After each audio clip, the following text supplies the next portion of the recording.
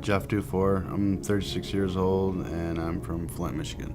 I went to a few walk-in clinics, like 3 of them, and they would just diagnose me with the obvious strep throat, sinus infection, stuff like that, and then just send me on my way. Never did a blood draw or anything like that to figure out what was actually wrong, and finally one day I couldn't even stand up and almost crashed, and they sent me to the ER.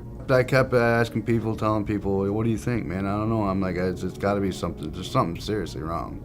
Got to be. I'm like, I feel dehydrated. I'm throwing up all the time. Fatigue. I can't even do anything. You know, having a hard time sleeping. Just throwing up always. Dry heaving and stuff. And color kept changing. Lost a lot of weight. And never ever did I ever think it was leukemia. When I was diagnosed, my white count was up to 76. By the time they started my chemo, it was 96,000.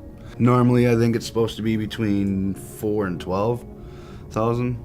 I was conscious and I walked in, and they were surprised that they've ever seen anybody with white blood cell count that high be conscious and walked in. They said they've never had anybody conscious and walked in that they're either unconscious and brought in by ambulance or dead with a level that high.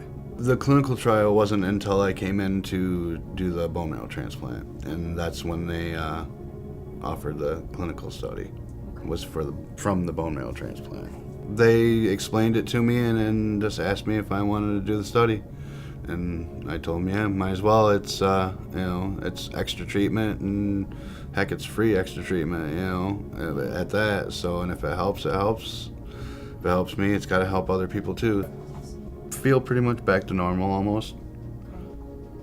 I still have my moments, of course, but yeah, I feel pretty normal. It's definitely come a long ways compared to what it was like 10, 15 years ago, that's for sure. When, like, back in 2000, when my mom passed away, she had bone marrow biopsy, and she didn't make it, so. But